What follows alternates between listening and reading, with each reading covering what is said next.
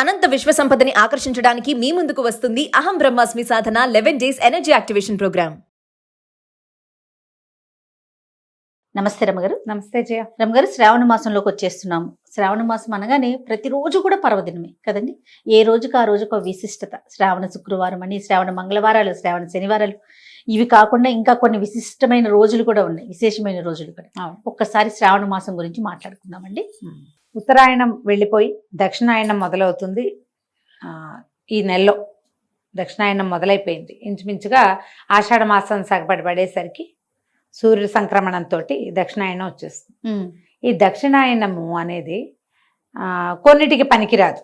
ఎలాగా మన ఉపనయనాలు అవి దక్షిణాయనంలో చేయరు, ఒక నియమంగా ఉంటుంది. ఉత్తరాయణంలోనే ఉపనయనం చేయాలి, దక్షిణాయనంలో చేయరు. కానీ దక్షిణాయనం అంతా కూడా ఉపాసనా కాలంగా కనపడుతుంది. భగవంతుడు జగన్నియామకుడుగా చెప్పబడేటువంటి శ్రీమన్నారాయణుడు 4 నెలలు యోగ నిద్రా కాలంలో ఉంటాడు. అది సంక్రమణం నుంచి ఇంచుమిక తొలి ఏకాదశి నుంచి కదా, సంక్రమణానికి కొంచెం ముందు తొలి ఏకాదశి నుంచి ఆయన నిద్రాపరవశుడుగా ఉంటాడు 4 నెలలు. ఈ 4 నెలలు భగవంతుడు నిద్రపోతున్న కాలంలో మనం రకరకాల ఉపాసనలు చేస్తాం. దాంట్లో మొట్టమొదటి ఉపాసన లక్ష్మీ ఉపాసన. అమ్మవారిని పూజించడం విశేషంగా కనపడుతుంది. శ్రావణ మాసం అంతా కూడా అమ్మవారి ఆరాధన. ఒకటి లక్ష్మీదేవను, మధ్యలో గౌరీదేవను, మధ్యలో గోకులాష్టం వస్తుంది, విష్ణు ఆరాధన చేస్తాం. ఈ శ్రావణం అయితే భాద్రపదంలో కొద్ది రోజుల పాటు వినాయకుడిని పూజిస్తాం. మళ్ళీ ఇంకా చూడు పితృదేవత ఆరాధన వస్తుంది, ఒక 15 రోజులు. అది వెళ్ళగానే ఆశ్వేజం అమ్మవారి ఆరాధన వస్తుంది. శరన్నవరాత్రులు ఓ 10 రోజులు, 15 రోజులు. దీపావళి పండుగ వస్తుంది, మనకి కార్తీకం మొదలవుతుంది.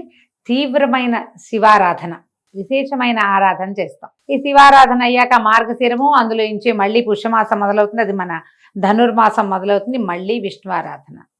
అది పూర్తయ్యేసరికి మళ్ళా ఉత్తరాయణం వచ్చేస్తుంది. మన కాలం ఇలాగే తిరుగుతూ ఉంటుంది.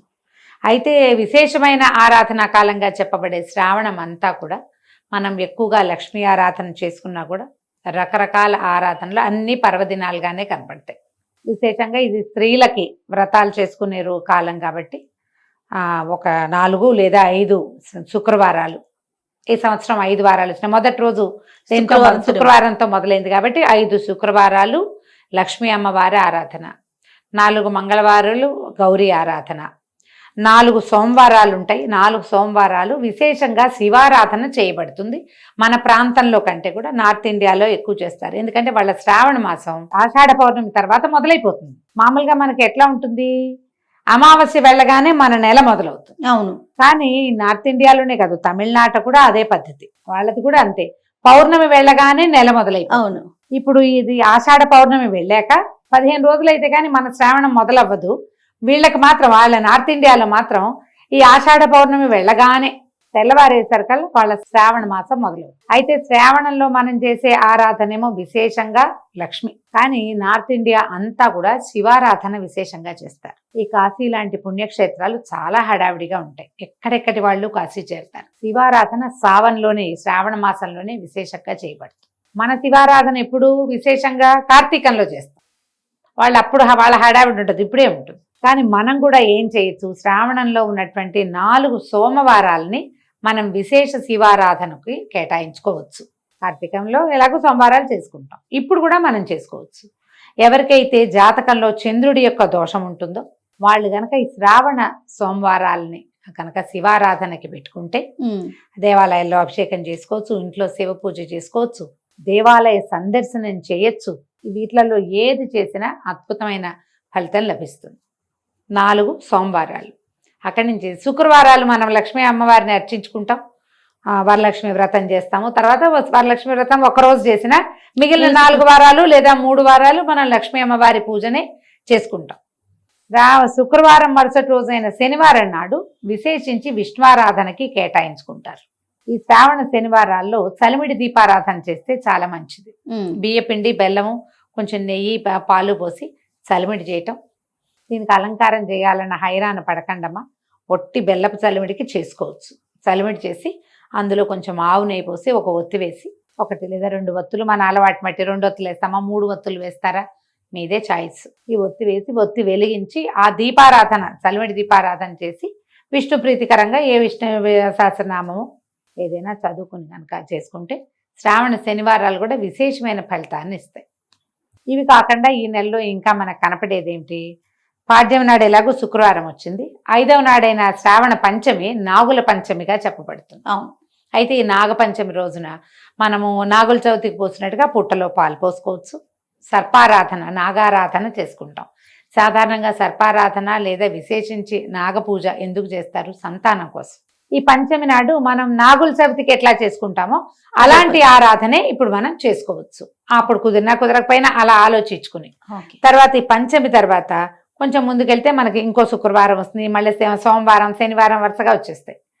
ఒక 10 రోజులు గడిచేసరికల్లా పౌర్ణమి వస్తుంది, రాఖీ పౌర్ణమి.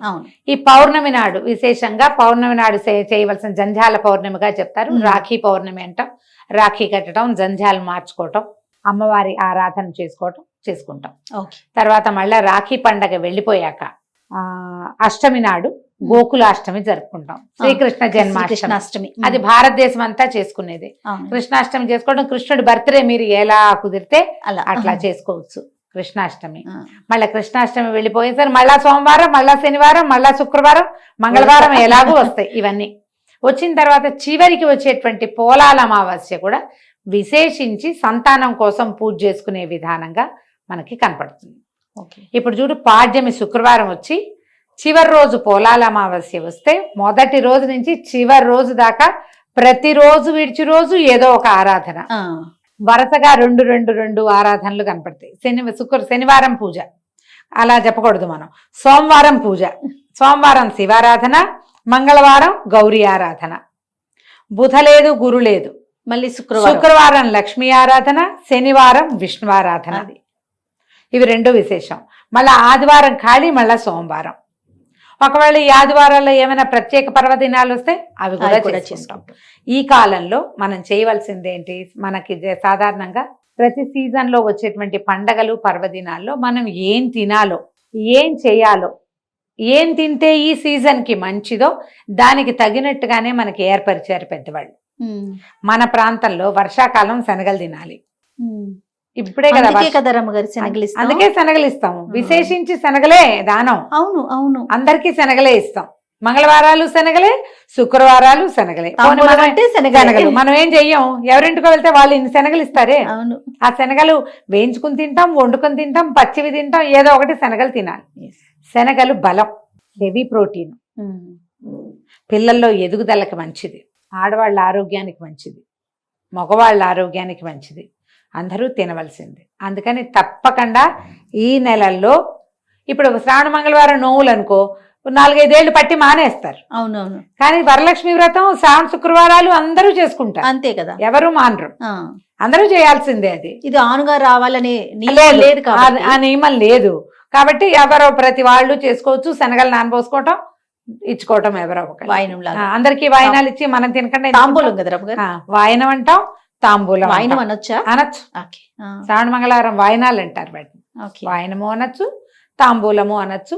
ఇవ్వండి, పుచ్చుకోండి. శనగలు ధారాళంగా ఇవ్వటము, పుచ్చుకోవటము రెండూ మంచివే. పుచ్చుకోవటం అంటే ఊరికే తెచ్చుకోవటం కాదు, ఆ రోజు శుభ్రంగా వండుకు తినేయటం కూడా మరీ మంచిది. ఇది చేసుకోవటం మన ఓపిక, మనకి చేత వచ్చినట్టు ఎట్లా కుదిరితే అట్లా చేసుకుంటాం. అయితే ఈ రకంగా మొత్తం నెలంతా కూడా ఏదో ఒక రకమైన పూజా పునస్కారంగా ఉంటుంది. కాబట్టి విశేషించి ఇవి స్త్రీల వ్రతాలు, ఆడవాళ్ళు ఎక్కువ ఇన్వాల్వ్ అయ్యి చేసుకునేవి. ఇప్పుడు మగవాళ్ళ ఇన్వాల్వ్మెంట్ ఎక్కడ ఉంటుంది ఇందులో? సహాయ సహకారం అందించటం, కావలసినవి కొనిపెట్టడం, ఎక్కడికైనా వెళ్ళాలంటే తీసుకెళ్ళటం, వాళ్ళ నెత్తి మీద అక్షింతలు వేయటం, వేరే రకపు అక్షింతలు వేయకుండా కేవలం పసుపు అక్షతలు మాత్రమే వేసి బాగా చక్కగా చూసుకుంటే ఈ సువాసిని వ్రతాలు ఆడవాళ్ళు చేసేది ఎందుకమ్మా? సాధారణంగా భర్తల ఆరోగ్యం, కుటుంబ సౌఖ్యం, సంతాన సౌభాగ్యాల కోసమే చేస్తారు. మరి వాటి కోసం వీళ్ళు ఇంత కష్టపడి వ్రతాలు చేస్తుంటే 4 కొని పెట్టాలి, 4 చోట్లకి తీసుకెళ్ళాలి, వాళ్ళని కేకలేయకూడదు, తిట్టకూడదు, మీరు పోట్లాడుకోకూడదు. విశేషించి భార్యాభర్తలు సంతోషంగా ఉండవలసిన కాలంగా పరిగణించి శ్రావణ మాసం అంతా నో కొట్లాటలు అని ఒకటి పెట్టుకుని పాలసీ, ఆ ప్రకారంగా శ్రావణ మాసాన్ని ముందుకు తీసుకెళ్ళండి. ఆధ్యాత్మికత నిండి ఉన్న మాసం ఇది. మొత్తం టాప్ టు బాటం ఎట్లా కార్తీక విశేషంగా చెప్తాం, ఇది కూడా అలాంటి మాసమే కాబట్టి ఎవరికి ఎంత కుదిరితే అది, ఏది ఆనుచానంగా మీ ఇళ్లల్లో వస్తుందో అది, ఒకవేళ మీకే మనసుండి చేసుకోదలిస్తే అది కూడా చేసుకుని శ్రావణ మాసాన్ని సుసంపన్నం చేసుకుందాం. సంతోషం రమ్య గారు. నమస్తే. నమస్తే జీ.